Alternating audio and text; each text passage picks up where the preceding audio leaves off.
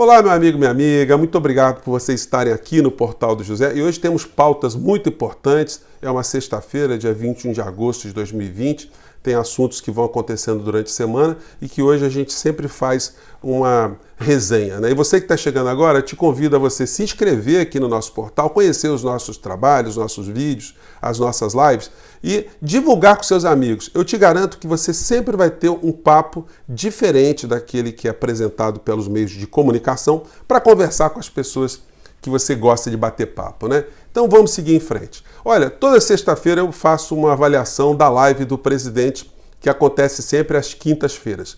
Por mais que a gente não goste da criatura, ele é o presidente da nação e ele é responsável direto pelas coisas que acontecem no âmbito da sua responsabilidade, sendo por responsabilidade direta dele ou pelas pessoas a quem ele delega poder. Como nós sabemos, tem uma área aqui no nosso país que ele não apita nada, porque é comandada pelos interesses internacionais por Paulo Guedes aqui no nosso país. Mas isso a gente vai tratar ao longo do nosso papo. Mas além de ter visto a live do presidente brasileiro, eu assisti também o pronunciamento do candidato à presidência dos Estados Unidos, Joe Biden. E aí, gente, é um conflito de ideias, é um conflito de princípios, é um conflito de pensamentos, mas é absolutamente abissal.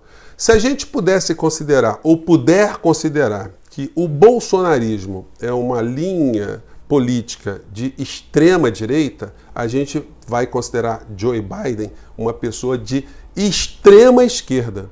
Porque todas as pautas que Bolsonaro defende com unhas e dentes é contestada pelo discurso de Joe Biden. Item por item, é uma coisa impressionante. Mas vamos pegar a começo aqui, primeiro a fala do presidente da República, porque eu já comentei com vocês, né, e muitas pessoas falam, ele tem uma dificuldade muito grande de se expressar. Ele bota a culpa na imprensa depois pela tradução ou a interpretação que a imprensa faz daquilo que ele diz. Bom, é só ele dizer as coisas corretamente que a imprensa vai produzir ou reproduzir exatamente aquilo que ele está falando. Mas ele não sabe se comunicar, ele tem uma dificuldade muito grande de se expressar nas coisas mais comuns. Então ele, para preencher essa live, como ele não pode falar de assuntos complexos, ele coloca sempre figuras de menor importância, como esse secretário da Pesca. Então eles gastam um tempo inteiro e nesse particular aqui, nesse ponto, parecia o programa da Ana Maria Braga, né, dando receita de camarão, receita de tucupi, assim, mostrando como é que é feita a reserva de tucupi, mas num pequeno trechinho a gente vê como o presidente ele tem uma falta de inteligência, vamos dizer assim. Vamos acompanhar. Um grande abraço merece. Realmente o brasileiro tem uma cabeça muito fértil, né? E faz coisas que a gente duvida. Logicamente que é uma tecnologia, isso mesmo? Claro. Tá? Desenvolvida lá que facilita, então, a conserva aí do peixe, no caso, tainha, e aqui o camarão. Camarão é peixe? É crustáceo. Crustáceo, tudo bem. Eu peguei só um pedacinho da aula de ciências aí, da escolinha do professor Bolsonaro, né? E aí, fazendo aqui o paralelo, eu fui direto aqui para o Joe Biden. Ele fez um pronunciamento de 20 minutos, pegar só um trechinho aqui. Current president has cloaked American darkness for much too long. Too much anger. Bom, basicamente é o seguinte, gente, ele está se propondo a tirar a América da situação de trevas, da idade das trevas. Qualquer semelhança com esse discurso, com aquele que a gente faz para nos referirmos a Bolsonaro, não é mera coincidência. Existe toda uma ideologia no campo desse debate de uma maneira geral. Se a gente pudesse ter uma régua ideológica nos Estados Unidos, nós colocaríamos o Trump na extrema direita. Então, qualquer pessoa que tenha o discurso de Joe Biden é considerado, para eles, lá uma pessoa de esquerda, porque são pautas que são identificadas com os progressistas no mundo inteiro. É muito diferente, gente, essa história toda que a gente está falando aqui, de uma realidade que pode vir a surgir mais à frente se Biden for eleito. Nós sabemos que há interesses corporativos nos Estados Unidos, a corporatocracia, os interesses transnacionais, eles vão continuar a serem praticados pelo governo americano e pelas grandes corporações norte-americanas. No entanto, há uma colidência de discursos absolutamente incompatível com aquilo que o governo brasileiro diz e aquilo que eles estão dizendo lá nessa eleição norte-americana por conta do Partido Democrata e Biden. Eu fiz aqui um apanhado, só de ponto a ponto. Ele falou que Trump não assume as suas responsabilidades com relação à Covid, ele coloca a responsabilidade nos outros, que ele nega a ciência. Ele só faltou dizer que Trump estava defendendo a cloroquina, que é um remédio inútil, é um placebo para essa história aí. E ele tem essa postura covarde de sempre colocar a responsabilidade de erros que estão acontecendo nos outros. É sempre a responsabilidade de grupos extremistas, de pessoas que pensam diferente, sempre a divisão na América, coisa que ele contestou e dizendo que se for eleito ele vai ser o presidente que vai unir a América. A América não pode ser dividida em grupos, né? Ele disse que Trump não respeita a ciência, a mesma coisa que Bolsonaro aqui no nosso país, que ficou indiferente ao sofrimento do povo, coisa que Bolsonaro copiou também. Aliás, na live do Bolsonaro, ele não citou nenhuma vez os mais de 112 mil mortos aqui no nosso país. Nem uma sílaba, nada, nada, nada. É um assunto como se não tivesse acontecendo aqui no nosso país. E eu já sublinhei com vocês que muito dessa aprovação que Bolsonaro recebeu nessa pesquisa do Datafolha tem a ver com o comportamento omissivo consciente que os meios de comunicação fizeram na cobertura da pandemia aqui no nosso país, porque em nenhum momento eles colocaram responsabilidade direta nas costas do presidente da República. Ele surfou nessa história como se ele não tivesse nada a ver, ele acabou conseguindo reverter o pensamento de muitas pessoas que passaram a acreditar que a culpa de tudo que está acontecendo no Brasil é do Supremo Tribunal Federal, é dos governadores e prefeitos. Então, existe toda uma engenharia no meio dessa história consciente. Não pensem em vocês que isso está sendo feito ao acaso, não. Ele falou mais uma vez que Trump semeou a divisão do povo e que a esperança é maior do que o medo.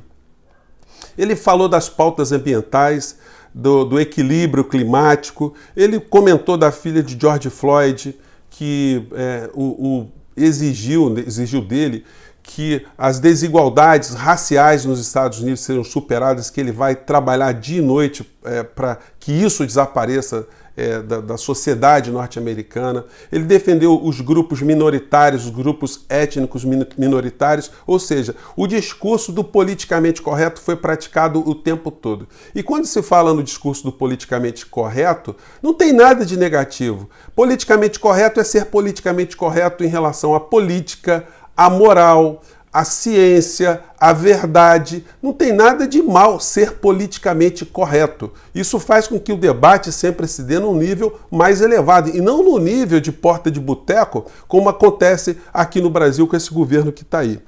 Ele falou da falta que faz assistência de saúde pública nos Estados Unidos, ou seja, uma pauta que seria considerado socialista, socializar a saúde para os americanos, a previdência social. Há 30 anos o salário mínimo nos Estados Unidos não sofre nenhum tipo de reajuste.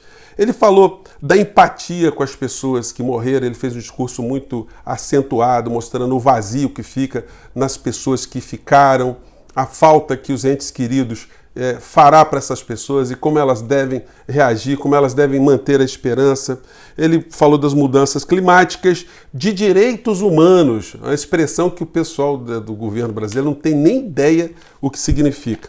Falou em taxar os super ricos, coisa também que o governo aqui nem pensa também, né? Falou de elaborar um plano de combate ao vírus, coisa que o Trump não está fazendo. E no final da convenção, todos eles saíram com máscaras para proteção, né? Que mostra bem que há um descompasso abissal entre aquilo que acontece no Brasil, que é uma cópia piorada daquilo que acontece no governo Trump, né? Então nós vamos ter aí um grande embate. O que ligará no futuro o governo americano ao governo brasileiro? Evidentemente, só podem ser alguns interesses comerciais, porque não há nenhuma linha de aproximação. Em todas as áreas há um conflito e foi dado um recado, né?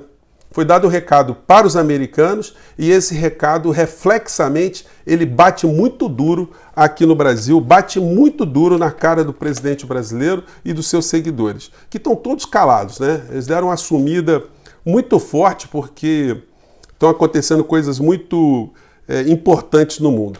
Bom, e aí a gente vai para a segunda fase aqui da nossa pauta. Ontem a gente viu que foi preso o Steve Bannon. A família Bolsonaro vai ignorar que conhece o Bannon, que fez jantar para o Bannon, que o Bannon nomeou o Eduardo Bolsonaro por seus interesses aqui na América Latina, né? O Steve Bannon é uma espécie de Queiroz do Trump. Ele fez a rachadona lá com o dinheiro que ele arrecadou para construir o muro da vergonha dividindo o México dos Estados Unidos. A justiça americana o pegou e tem uma coisa também, semelhanças muito interessantes, né, do Queiroz norte-americano. Assim que Trump perder as eleições, Bannon perde todas as suas garantias, todas as suas proteções políticas que pode ter, porque Trump tem interesse em ocultar o seu Queiroz, ou coisas que o seu Queiroz fez ao longo da sua vida. Steve Bannon foi preso no barco desse senhor aí, o senhor Guo Wengu. Quem é o senhor Guo Wengu? O Financial Times o chama de foragido chinês, porque ele na China é procurado por corrupção, suborno, sequestro, lavagem de dinheiro e estupro. Steve Bannon foi preso no barco do senhor Guo Wengu, que é esse barquinho aqui simpático, que custa 35 milhões de dólares. Então ele é sócio do Steve Bannon. Steve Bannon pagou uma fiança de 5 milhões de dólares. Esse é o Queiroz de primeiro mundo. E aqui no Brasil, nós temos o Queiroz de terceiro mundo e a família com as suas queirozices, né? Ou queirozices aqui no cotidiano. A loja de chocolates de Flávio Bolsonaro rendeu 1.512 depósitos em dinheiro em caixas eletrônicos. É uma coisa muito sui generis, é aquilo que eu digo para vocês. Quando essa blindagem da família desaparecer, as coisas vão eclodir, porque o Brasil, se pegar, como vai pegar, uma crise econômica e uma crise social e um desmantelamento de várias estruturas, quando o povo perceber que esse governo foi um grande engodo, foi uma grande destruição de valores brasileiros, olha, o povo vai querer algum tipo de vingança, vai querer algum tipo de responsabilização. Ao final de novembro, eu já disse para vocês, se o Brasil continuar a ter 1.000 mortes por dia, nós vamos chegar a 200 mil mortos pela Covid. Isso tudo, gente, vai ter um responsável que vai ser cobrado. Lá na frente vai ter demanda judicial por conta desse tipo de situação. Todas as falcatruas que acontecem na superestrutura, porque eles estão se ufanando muito que no varejinho, nas rachadinhas dentro da administração pública, a corrupção não está aparecendo. Mas vocês acham que a entrega do patrimônio brasileiro, que gira bilhões de dólares, isso está sendo feito sem nenhum tipo de favorecimento pessoal? Vocês acham que é patriotismo que toca o interesse dessa gente toda? Então isso tudo vai eclodir, gente. Então não percam as esperanças, vocês vão vendo que o mundo passa por situações cíclicas e quando a gente tem uma coisa muito negativa que está nos martelando o tempo todo, isso faz com que a gente se vacine, a gente se organize para nunca mais deixar esse tipo de coisa acontecer no nosso país e na civilização, né? Os jornais continuam todos atrelados à pauta econômica do governo Bolsonaro e esses bolsonaristas que estão nas redes são ridículos, gente, vocês me desculpem, são ridículos. Eles acham que há algum tipo de conflito entre Bolsonaro e o grande interesse econômico do nosso país. Nunca o grande interesse ganhou tanto dinheiro. Aliás, Biden falou isso lá no discurso dele, né? Que lá nos Estados Unidos, na pandemia, enquanto muitos perderam, poucos ganharam muito dinheiro, como acontece aqui no Brasil também. E os poucos que ganham muito dinheiro estão todos unidos. Os grandes investidores aqui no nosso país, os grandes especuladores, os fundos de investimento, os bancos, o Paulo Guedes, que é o representante dessa gente toda, o Rodrigo Maia, o Alcolumbre, a maior parte dos deputados e senadores, a Rede Globo de televisão, a Bandeirantes, a Record, todos estão juntos do mesmo lado. Então esse pessoal, eles não conseguem entender porque o Brasil ainda está tão atrasado, quantas coisas bizarras acontecem no nosso Brasil, então eles ficam procurando os monstros alienígenas para colocarem responsabilidades. Mas mesmo essa gente, eles vão desaparecer, porque a loucura, ela tem limite. A gente vê alguns dessas criaturas, uns já estão presos, outros estão procurados, outros estão foragidos, estão fora do Brasil, porque acham que a China e a Coreia do Norte estão atrás deles. Então é uma gente muito estranha. Então nós vamos sofrer muito ainda, mas quando a gente se libertar desse monte de coisa ruim, a gente vai ter, de fato, um horizonte melhor. A gente espera que o Biden ganhe as eleições dos Estados Unidos e que isso represente um novo modo de encarar seres humanos, sociedades e a racionalidade, né? Gente, eu fico por aqui. Um grande abraço, até o nosso próximo encontro. Tchau!